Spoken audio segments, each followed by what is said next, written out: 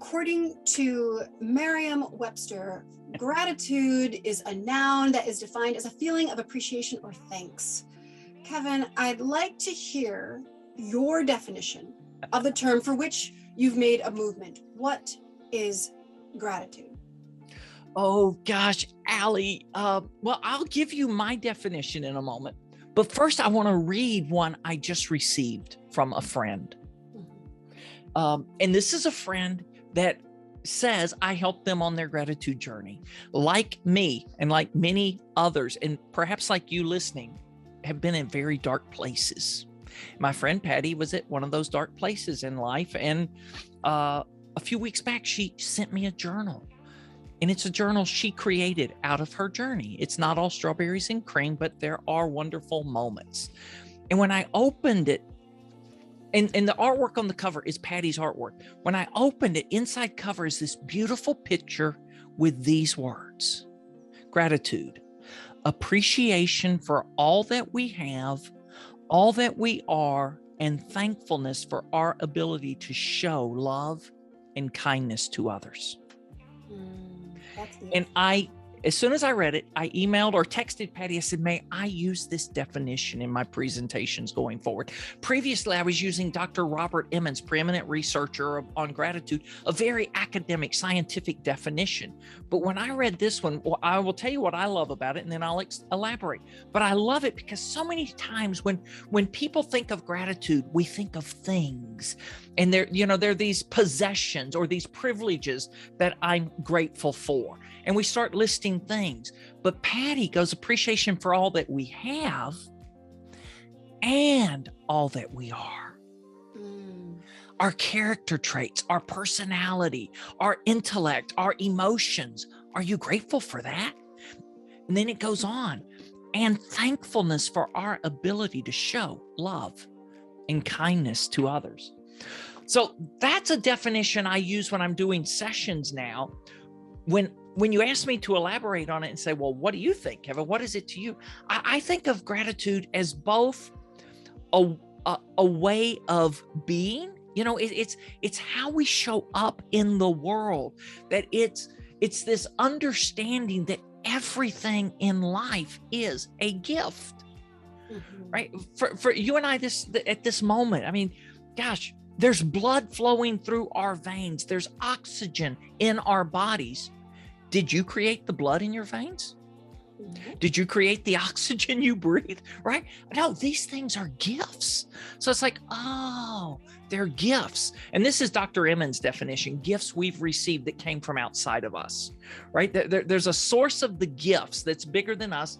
If not, we're just going to be thankful to ourselves. So gratitude is this awareness. And for me, it's this seeing the world, seeing how we relate to the world and seeing our place in it. And then that being, right? How do I want to show up as a result of recognizing that everything in life is a gift?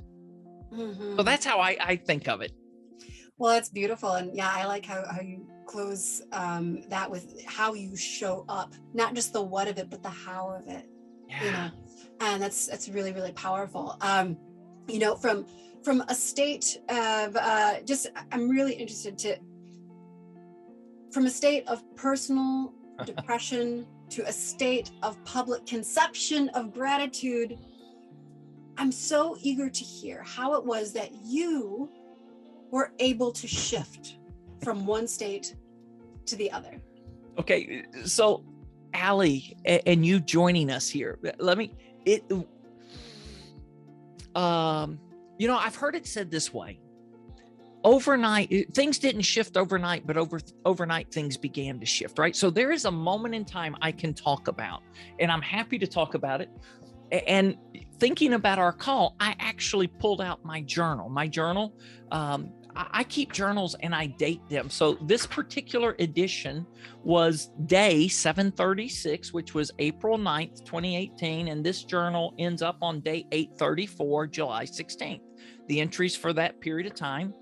On April 17th, 2018, I was in a dark place, as you just mentioned. I normally wake up between 4:30, 5 in the morning without an alarm clock. I'm a morning person. I'm up, I'm early. I'm excited to get going. Not that morning. That was one of those mornings where I was battling about a depression. Couldn't drag my fanny out of bed. You ever had those moments, right? I mean, maybe you have it. I know people, right?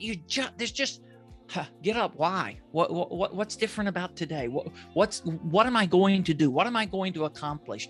And so I was just in this really listless, lifeless state, just blah.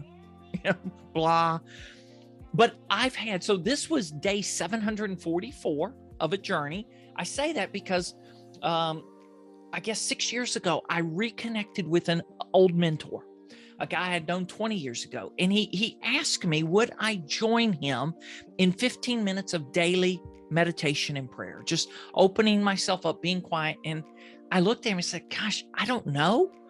I've not prayed 15 minutes in the last year, and you're asking me to do it every day. And he said, well, I'm not talking about just sit down and talk. I'm talking about just get a journal, open up and hear, commune with God. And so that morning, here's what I wrote. You see me and know everything about me. And then I go on to talk about some specifics about my current situation, how bad it was. And then I wrote, and this was all Holy Spirit, you are the creative spark of the universe. Spark creativity in me. And Allie, so to me, this is that benefit of having a ritual or a morning routine. I think of it as a routine, not a ritual. But I got up, even though I didn't feel like it. I grabbed my journal and sat down. And I sat down on the floor. And when I said that spark creativity in me, I was in what some people call liminal space. Not fully awake, not fully asleep, kind of in and out, a bit of a fog, a daze. And I laid on the floor. I may have fallen asleep at part of this time. What I remember, because I looked at my watch, 45 minutes later, I sat up erect. And there was an idea, 85% fully formed, maybe 90%. It was a host the extraordinary experiment. I'm like, well, that's an interesting name, because from the time I was a teenager, I have had this aspiration to what we were talking about before we hit record, make the world a better place. What I now call live an extraordinary life. But Allie, I felt I was one of the most ordinary people on the planet. When I look in the mirror, I see a very ordinary person.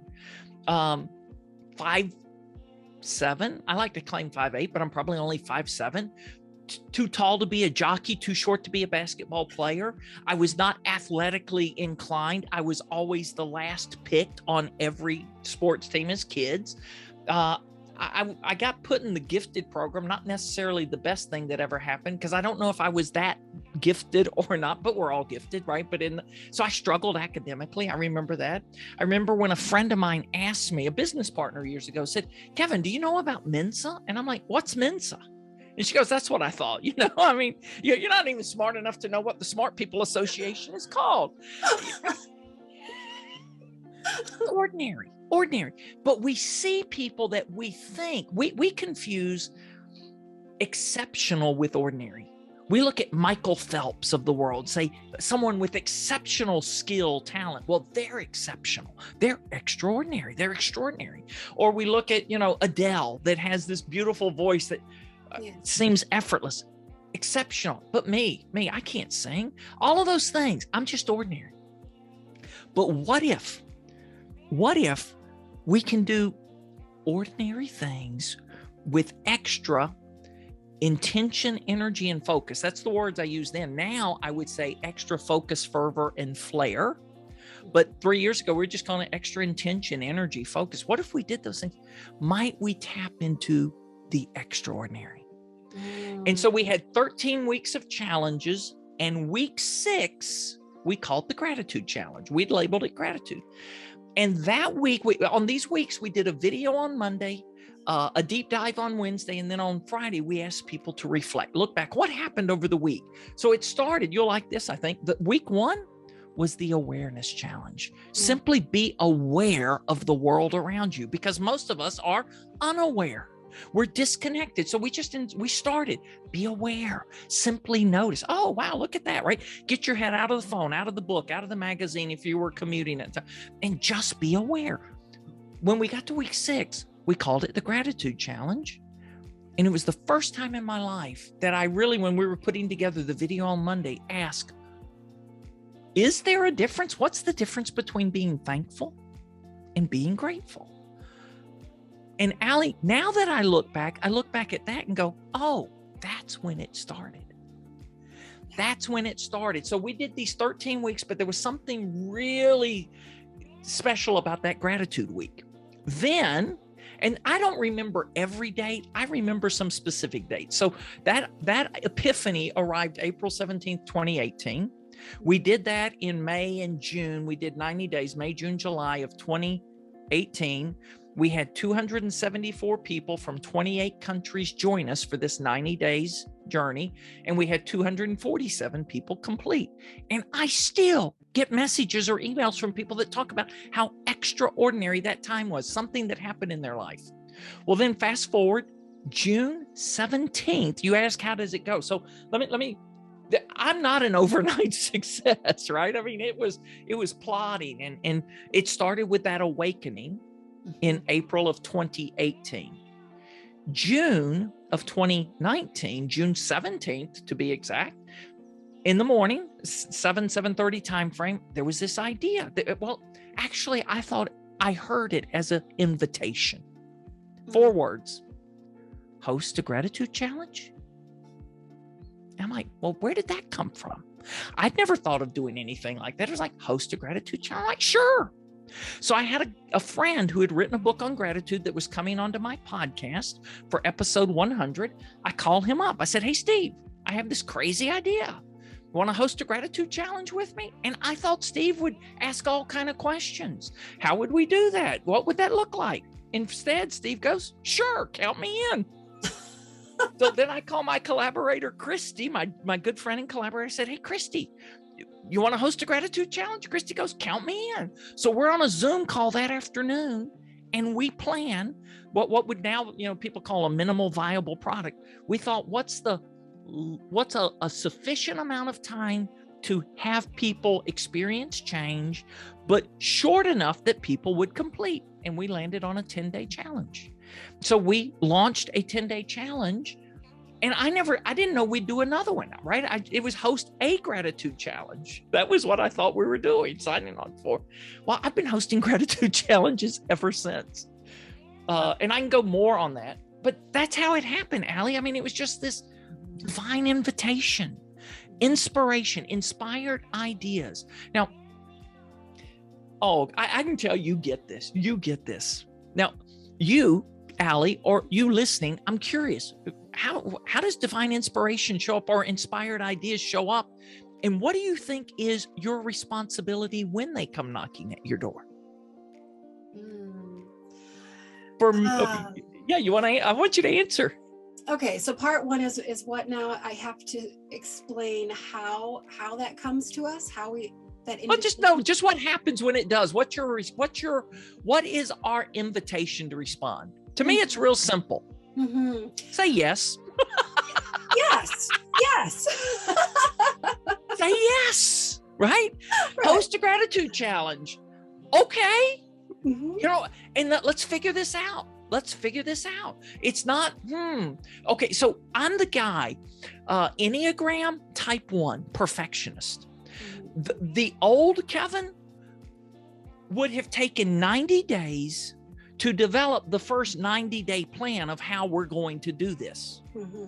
Instead, 2 weeks later, we launched our first gratitude challenge. We got on a call, June 17th, we got on a call that day and said, what can we do? And we wanted to launch it July 2nd, announce it July 2nd, launch it July 8th. That was the plan. And so we put it into place, and you can create a landing page pretty quickly now, right? A place for people to sign up for stuff. We created a landing page, and then we put it out. Now, here's what's interesting. June 19th. So June 17th, I have the idea, host a gratitude challenge.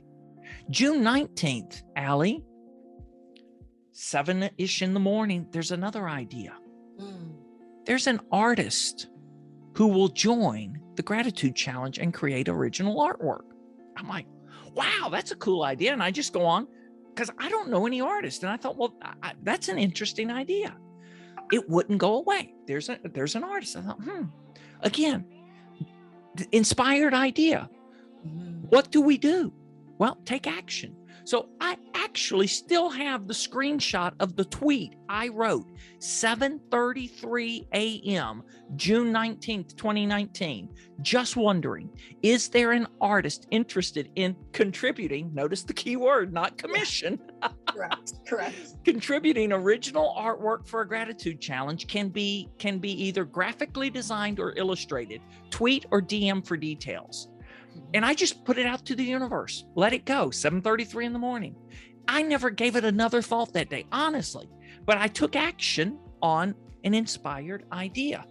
I had a friend said, well, what hashtag did you use? I look at the tweet, I go, none. I didn't even, who'd you tag in it? Nobody. I just put it out there to the universe. Your universe. Yeah. Get away with it.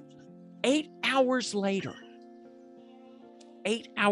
same day, Gary Turner, a friend of mine in the United Kingdom, retweets the tweet, tags 3 people in it. All 3 respond. The first one goes, I'm a fine artist, do oils, not really my medium, but gosh, this sounds interesting. Second one, I'm an artist. I do gratitude artwork. This sounds amazing. However, I'm starting a galleried art show in Berlin on July 8th. I'm thinking, that's the same time we want to launch this. You might be too busy for a contributory project. Wow. The third person, Allie,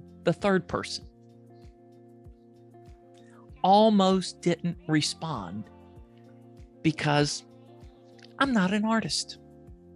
I just draw sketches. What the heck? She was at a dark place in life herself. What the heck? So she responds and says, I just draw sketches. I'd already seen her sketches. They were on my friend's website. We connect. She goes, count me in. So we connect everything we do for the next 2 weeks. We do by DMs on Twitter and a couple of emails. And she says, how many images do you want? I'm like, gosh, I hadn't really thought about that. We're doing a 10-day challenge. She goes, well, what if I create 10 images and an overall campaign image? I'm like, that's amazing. 11 images? She created 11 images. I will show you a couple of the first ones that she created because I still remember them. Oh gosh, here are 3. So the highlight of your day challenge. So she created this one image where it looks like a film strip, right? Yeah. And a spotlight shining down on one of those frames. What was the highlight of your day? And we started asking people, review the last 24 hours as if you're at the movies. Identify the moment that stands out as the highlight of your day. So that was the highlight of your day. We did what we called the Sesame Street Challenge or the ABCs, and we invite people to think of a letter of the alphabet or work your way through the whole alphabet. Think of things to be grateful for, starting with the letter A. Oh, I'm grateful for Allie, my new friend who happens to host Awareness Now, right? I mean, that's how, and so we did stuff like this, and we created 10 of these images. We ran the challenge. We're going to run it as a closed cohort. I'm hoping we can get 100 people. Now, if you caught the dates, I said we announced this on July 2nd. We're going to launch on July 8th. Now, a marketer would say, are you crazy? You're going to recruit people during the 4th of July when most people are off, not even thinking about stuff like this? I didn't really think about that. It just fell with the production schedule of episode 100 of the podcast. That's what everything was driven off of. So by July 5th, July 4th fell on Thursday that year. July 5th, we had 100 people. Wow, if we can get 100 people, that's amazing. July 6th, the Saturday before we're starting on Monday, a friend of mine learns about this. He goes, hey, Kev, can I share this with some folks in my network? I'm like, sure, Steve. Sunday, Steve calls me. Hey, can I put this on my blog post that goes out on Sunday? Sure, Steve. From Saturday at 2:00 in the afternoon to Monday at noon, we pick up 190 additional people, Allie. So we launched with 290 people, and we ran this as a closed cohort. On Tuesday, we had 100 people on a wait list. And we're like, well, what do? We got 100 people on a wait list. Well, what do? You do it again. Yeah. You do it again. Never thought we'd do it again. Then we ran it and had 350 people join us. We had people on the wait list. What do? You run it again. And we just kept doing it and doing it. And all of a sudden, we just found ourselves in the gratitude business. Wow. That is fantastic. What a quick evolution too, right? And that's how I think that something is the way it was designed to be, when you allow it just to organically. Okay, so there's one more date that really important. So September 10th, 2020, just over a year ago, September 10th, 2020, I'm out on my morning walk. If you know Strengths Finders, the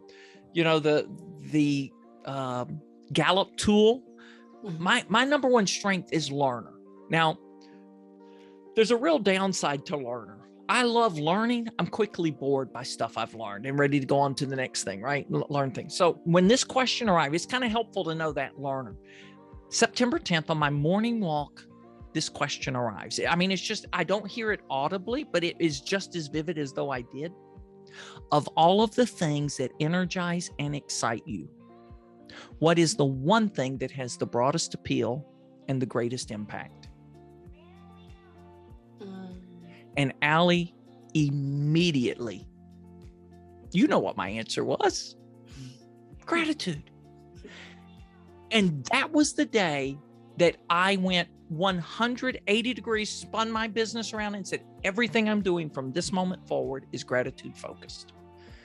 I just been dabbling in gratitude. It just kind of been this, I wouldn't call it it was like a side project. I wouldn't even call it a hustle. It was just these things we were doing, and then I had hosted one gratitude encounter, because what's unique about my approach, and I didn't know this then, I learned it soon after that. I had a friend ask me would I do a webinar for their leadership team on gratitude. And I'm like, nope, I don't want to be at the talking head about gratitude, because it's not information about gratitude that changes people.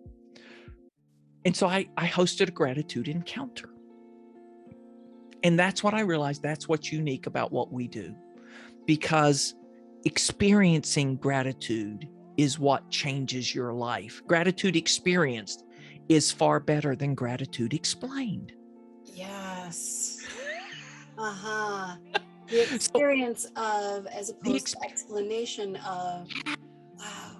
So we just create environments, opportunities for people to experience gratitude, to explore it in 3 dimensions, and go deep into it.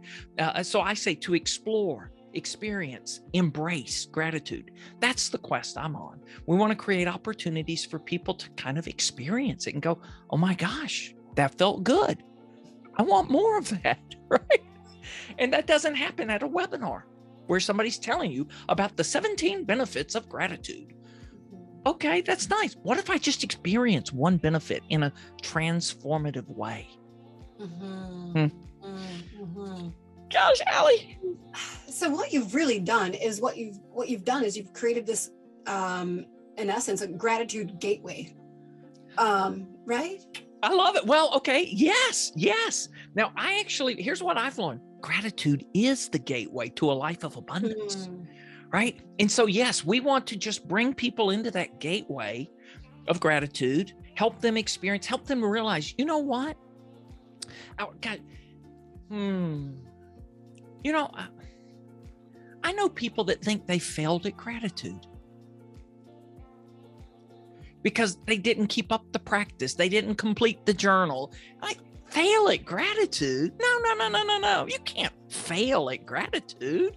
Right. You just haven't found what works for you, right? But this whole idea that I failed, we don't grade people. But what we want to do is inspire people and help people have that experience where they go, oh my gosh. I just hosted an event just today. Okay, so now I'm on this new thing this year. We call it 30 days in the power of gratitude. It's an immersive experience that we just invite people, if they'll take 8 minutes a day, 8 minutes a day, whenever you have 8 minutes of your day. And if you only have it 4 at a time, 2 at a time, do it 4 times, right? These little snippets, just lean in with us and experience gratitude. And the first time I hosted this program, at the end, we do this thing where I use a tool where we collect word clouds, create word clouds by things people respond. I ask, what word or phrase would you use to describe this 30-day journey together? And I saw a word. I've only seen it on the screen once, Allie, but every time I think about it, I mean, I still get goosebumps when the word resurrection appeared on the screen. And I was like, okay, I know this is an anonymous tool, but the person that wrote resurrection, are you willing to say anything about it? It was Portia from Pennsylvania. She said, in the first year of COVID, I lost 2 friends, 2 family members to COVID. She's the HR manager of a manufacturer, was on site every day through all of this, carrying the torch, doing the work. And just burn out. Lost joy, lost purpose, lost zeal, lost this. She was feeling just like I was feeling April 17th, 2018, not wanting to get out of bed in the morning. And she said, 30 days in the power of gratitude, I experienced a resurrection and a rebirth. I found my joy again. I found purpose. I found passion. I found energy. I found excitement. That's what I want to see people tap into. And, Wayne Dyer, he said it so well. When you change the way you look at things, the things you look at change. I see, Allie, that's gratitude in a nutshell. Gratitude is seeing things differently. Gratitude is, even in the not so good days, even in the not so good seasons of life, there's still good around. And gratitude helps us find the good, see the good, even when it's not so good. Yeah. Now, you asked me one question at the beginning. I want to go back to, because I don't want to miss this. The difference between gratitude and thanksgiving, or being thankful. I think, you heard me say, I was raised to be thankful, to express thanks or gratitude, if I confuse the two. For me, the single biggest difference is this. Giving thanks is a transaction. And how many times a day do people say the word thanks, thank you, and not even think about it? Right? The barista hands you a cup of coffee and you go, thanks. Did you really stop and think about, wow, I'm holding this cup of coffee. Let me think about everybody that was involved in making this cup of coffee a possibility for me now. Yeah. The farmer in Costa Rica that grew the beans, right? And the people that took the beans, harvested the beans, and then the people that took the beans from the farm to the port, and then from the port onto the boat, and across the sea, and then it arrives at a roastery, and right? Wow. Being grateful is lingering in that attitude of thanksgiving long enough to where it becomes transformational. So transaction, thanksgiving, just giving thanks. Gratitude, transformational. Oh, and I love that. I love that so much, because even just your example right now with the cup of coffee and everything that goes into it, it's not just throwing back a cup of coffee, but there's so many people involved in that one moment. One cup of coffee, one moment, right? And how much, if we could look at all things in life, from cups of coffee to all other things with that lens on, how much richer life, how much more fulfilling it would be. Yeah. And then we go like, wow. Okay, wow has become, I didn't know this. I had friends that said, wow is your favorite word. I'm like, yeah, it actually is, because I say it a lot. And I say it different ways at different times, right? With different energy, with emphasizing it differently. But here's what gratitude, I think, really invites us into. Gratitude opens us up to a life of awe and wonder.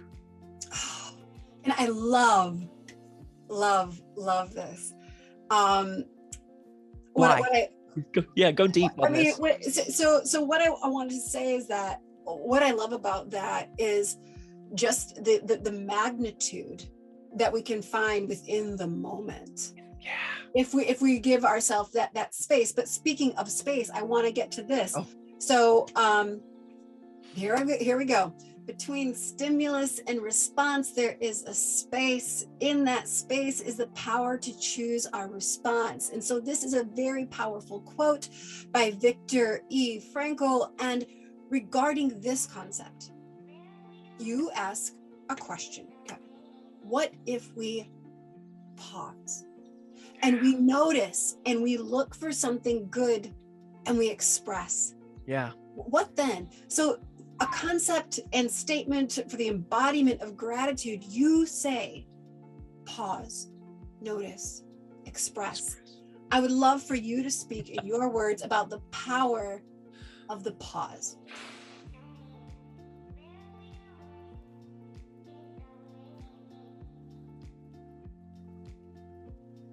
Okay, I know we're on a podcast, and some of you, it's only audio, right? You're not seeing us. That was a deliberate pause. I had a mentor that helped me get comfortable with pause in meetings, pause in webinar, pause in Zoom meetings, right? You're in a group meeting. We seek to fill every moment of space to not make room for the pause. We're uncomfortable with silence, so we always fill it. What if we paused, Allie? What if we paused? And so this pause, yeah, it's Viktor Frankl, between stimulus and response. Now, Susan David, in her book, Emotional Agility, which the whole book is about the pause, she uses a different word. She talks about being hooked, right? So many of us are hooked by an automated response to the stimulus. You do this, it ticks me off, I do this, right? I have this response, and it's automatic. It just happens so often that we just respond. It's habitual. We live in states of, gosh, I found some words for this. I want to try it again here. Let me see these words I found earlier today. I'd never written them before. What if it's this stupor, slumber, or semi-consciousness? Right? The stupor is kind of like you're in a daze, drunk, right? You're just going through life. Or slumber, you're just, I mean, we've got people sleepwalking through life right now. They're just missing everything, and it's just autopilot. It's just yeah. You know, in the world of work, I watch this in our own daughter. And fortunately, she's made significant changes in her life. But 2 years ago this time, on Sunday afternoon at 2:00, I would watch all life go out of our daughter because she's thinking about having to go to work on Monday. And when she gets to work on Monday, what was she looking forward to? Friday evening, Friday afternoon, being done with work. 5.5 out of 7 days were lost because of the lifeless experience of work. Right? Oh my God. So that it's semi-consciousness. We just miss. We check out from Sunday afternoon till Friday evening, just kind of in a daze. Wow. Is that any way to live? No. But this pause. What if? I mean, and it takes practice. It takes time to get comfortable with the pause. I've got friends that have been on this journey with us now. And I mean, they talk about the pause has made the difference in their life because we get to choose. We get to choose how we want to respond. Where did Viktor Frankl come up with this concept? Between stimulus and response, there is a choice. In a concentration camp in Nazi Germany. Now, if a Jew living in a concentration camp in Nazi Germany being treated not like a human at all, right? All the privileges of life taken from him, his wife killed, his parents killed, all of these things. And him saying, you can't You can't take away my choice of how I respond to what you do. I still have a choice. Wow. So the pause, when something happens. And so let's just practice this right now. You listening to us, take 5 seconds, 7 seconds, whatever you can take. But let's just do 5 seconds right now. Okay, 5 seconds just passed. That wasn't that bad. That was just a pause. What if we pause? Oh, and in the pause, okay, you want, if you're not on this gratitude journey yet, and you're going, well, what can I be grateful for? Here's one I have fun with. We call it the last hour challenge. So just pause. When you pause, you just take a deep breath, and then just ask yourself, just look around. This is the notice. Look around. And maybe you look back the last hour. What is there to be grateful for in this last hour? What happened in the last hour? Okay, gosh, Allie and I have spent an hour together now. How amazing that is. And what if I think about all of the things that happened to make this hour possible? The invention of the computer, the invention of the internet, modems, technology, right? Wireless technology. Now, and we think how challenging this would have been just 10 or 12 years ago, to connect and have this flawless connection for an hour, high-speed internet. Oh, wow. And the person that installed the internet in my house. Oh, wow. Right. I mean, pick whatever it is. In the last hour, I promise you can find something. And if you just take a few seconds and peel back the onion, you can go, oh, there's this and this and this and this, because it's all interconnected. But pause. Anytime. Okay, so program it in. If you're wanting to get started, somebody that did one of our programs, they now have an alarm that goes off on their phone every day at 11:11. That number has significance to them. So at 11:11, they just pause for 10 seconds, 30 seconds, and they just, what's there to be grateful for? Just pause. Pause before a meal. Pause. Just figure out what are the things you do. The things you do with routine or habituation. What if you added a pause there? Pause when you brush your teeth. Think about what was the best part of my day today, right? It's just the simple pause. And as we begin to program it in, then we get more comfortable with it.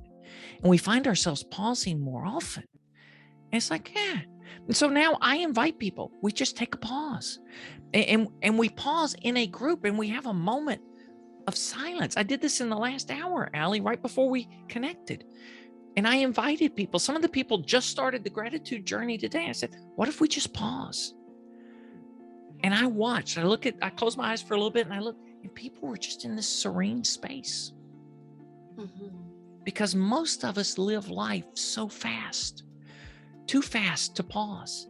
But you can pause on the train, you can pause on the plane, you can pause in the bathroom, right? Washing your hands, pause. Just find someplace. Just pause for a moment, look around. What is there in this moment to be grateful for? And then express it. And in this moment, I just have to pause and say thank you for the opportunity, the invitation to join you, to be part of this journey with Awareness Ties, to contribute to the conversation. I'm just incredibly grateful for that. Well, I must reciprocate and say, mirror that. Thank you. I'm incredibly grateful. So oftentimes we have an issue with thanks and gratitude, and a lot of us don't know how to receive it, because there's the other side of it, right? Giving gratitude, right? But then also, I'm not so good at receiving it either. Right. Well, so I'm gonna give you something now, Kevin. So here's my gift. Okay, wait a minute. Before you do, let me say, when somebody seeks to receive, I've learned this. I have two choices. I can be Teflon or Velcro. Teflon seeks to let that slide off. Velcro says, I'm going to let it stick. So even before you say it, Allie, I'm switching, I'm pausing to get into Velcro mode. And I love, like, here again, another example where the pause is very important, and how we receive and with what lens, we see this situation in. So a friend of mine gave me a compliment. I was like, oh, no, it's not really. And they're like, stop. They actually stop, like put their hand up, stop. And I was like, oh, okay, I'm sorry. Like, stop apologizing too. And I'm like, and I just listened. And she said, next time someone gives you a compliment, don't just, number one, say thank you. It's rude to not. You're disrupting that energy. They gave you the thanks. It needs to be received, or else, it doesn't work. And then she said, physically take your hand, put it on, lean into it. Thank you. Appreciate them for their gratitude. Give them gratitude for their gratitude, right? Yeah. But so to you, I'm going to say right now, Kevin, thank you for helping all of us become a bit more aware now. It is with gratitude I give you that thanks, and am so honored, so grateful to know you. Thank you, Allie. Thank you. And I learned this from a friend, Laurie Cameron, who does self-compassion. And I didn't know this till we were in a conversation. I actually saw her do this. She said, touch activates the physiology of care. And I thought that would mean if we were in a room together and I hugged you, or you're distressed, I reach over and tap you on the shoulder, or whatever's an appropriate touch. I thought that's it. But when I saw Laurie do what you just did, put her hand on her heart, I'm like, wait a minute. I just had a learning moment. You mean touch can activate care towards ourselves? Yes. Yeah. She goes, yeah. I'm like, ooh, I like that, right? So this whole idea, receive it, extend self-compassion, let it in. So I receive that. Thank you.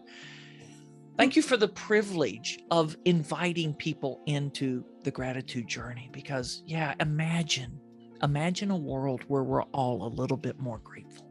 Well, let's start right now with us first and foremost becoming more aware, and let that awareness lead to actions of thanks, actions of gratitude. And certainly with you leading the way, as you do so beautifully and so eloquently, there's space made for all of us to pause and to find that space of gratitude for others and for ourselves. Thank you so much. So much. Thank you, Allie. Thank you so much. My pleasure. So that was awesome.